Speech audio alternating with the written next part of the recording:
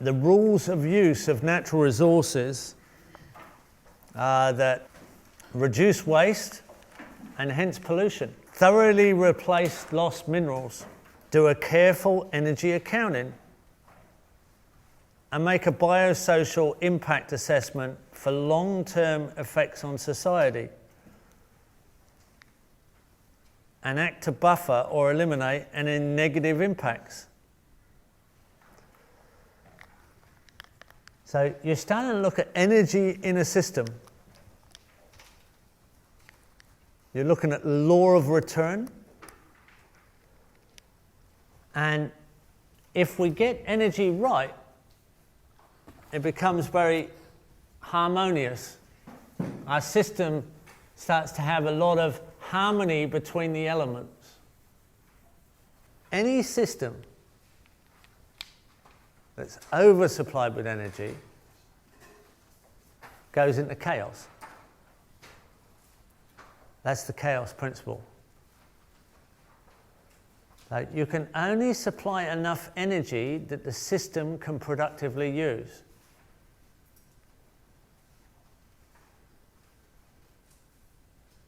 Manure is good for the garden, let's say. But if you put it 2 meters thick on the garden, it becomes a toxin. When we oversupply a landscape with manure, it creates a toxic effect and pollutes the water table, as a lot of feedlots and factory farming, industrial processes have problems with today. And countries that have flat, low landscapes like Denmark, that have millions of factory pigs, end up with a really serious toxin problem with an oversupply of pig manure because of the concentration of factory farmed pigs in enclosed buildings where there's large amounts of input and nobody's got any use for that large amount of excrement output. And you've got serious problems. Now, animal manures are great for systems if the system can put it to productive use. But if you haven't got any elements in position, if you're thinking in a singular way that you're just a pig farmer and you grow them inside a factory, or just a chicken farmer and you grow them inside a factory, you haven't got any use for an element that most natural farmers would be very pleased to put into their system. But you haven't got anything to receive it. So you're in a system of chaos. Chaos in every way. Any system that is oversupplied with energy. In the case of manure, that energy is potential growth. That's a natural fertilizer, natural soil additive that is beneficial to soil life and will increase the fertility of a system. So anything that increases life is a potential energy. Oversupply of energy that cannot be put to productive use goes into chaos. And that's not what we're talking about. We're not talking about chaos. We're talking about harmony in the system. If your intention is to design a permanent system, it can't operate in chaos. It has to operate in cooperation and harmony. So just oversupplying it's not going to do it. It's going to take it in the opposite direction.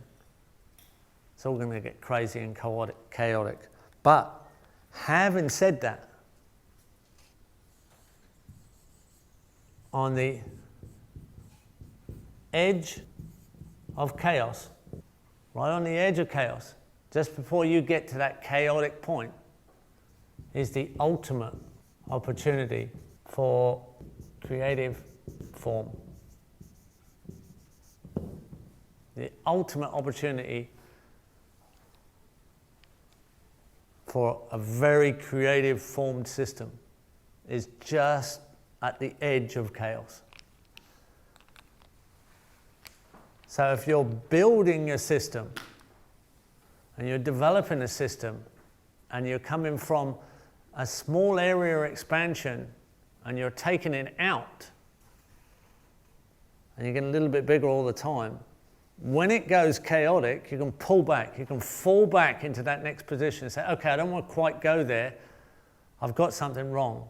If I need to expand, I need to change my design because it's going chaotic. I can fall back and we're safe. We're in a very creative position.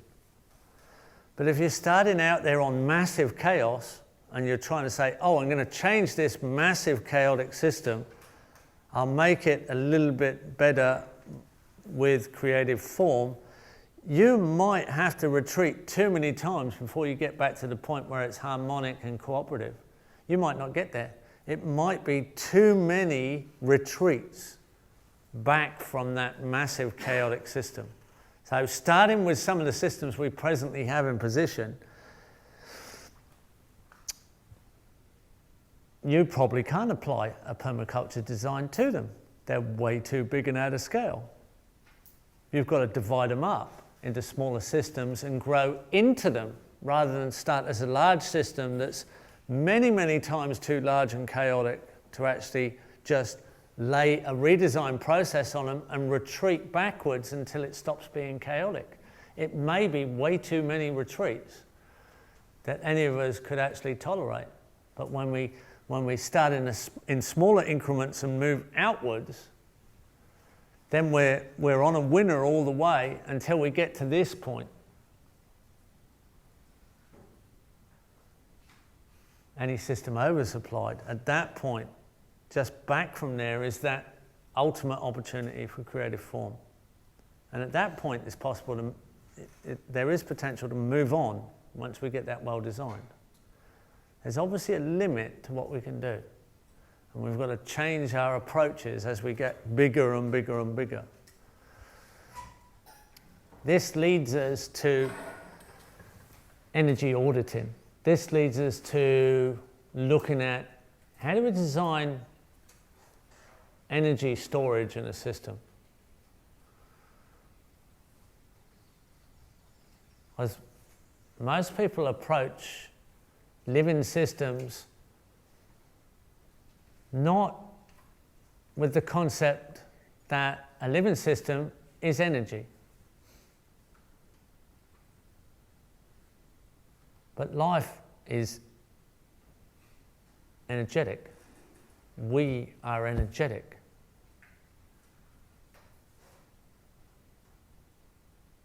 We're conversion systems of elements, the food that we eat, the nutrient that we take on, and we express that in energy.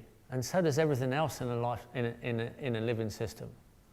So they're energy banks, really. They're energy storage systems. Ecosystems are like giant batteries of life energy.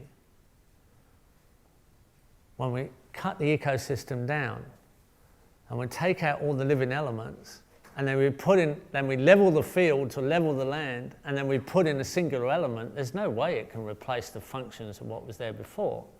But also, energy is constant. Energy doesn't disappear. Energy is constant in the universe. It's a principle of energy. And as we deplete our ecosystems, we get in a more and more energetic climate. The absorption of the sun's energy doesn't have it has a depleted receiving mechanism. The ecosystems of Earth are well and truly depleted. And therefore we have a very erratic climate. It's going in all directions at the same time. It's making it harder on us to actually get back into position and install beneficial ecosystems to our product needs. One of the great saving graces here is we have all these elements to use now that we didn't have before. We have all these technologies that are appropriate we can use. Amazing tools at our disposal. If we have an ethical design approach and we can gauge what we're doing by our success of life creation systems, we don't need anywhere near the amount of land we're presently using, and enormous amounts of landscape can go back into service and go back into function. And even if after we've put our productive systems together to supply our needs, we can even put effort into repairing larger areas, and that's now proven. What we have to realize is that when you're talking about energy, there's a flip side to energy, and that's entropy. You can't think about energy without thinking about entropy. Entropy is the energy storage in an element once it's spent. It's the energy that was stored once it's left.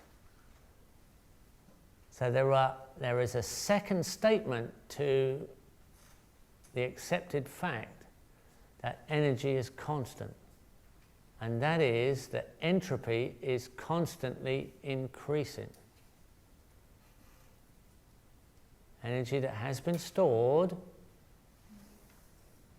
is leaving that storage medium. This is entropy, and we don't think enough about entropy. As a permaculture designer, you become fixated with entropy in living systems. That is the next section that we need to talk about. Energy and entropy in design. How do we extend the energy storage within a system?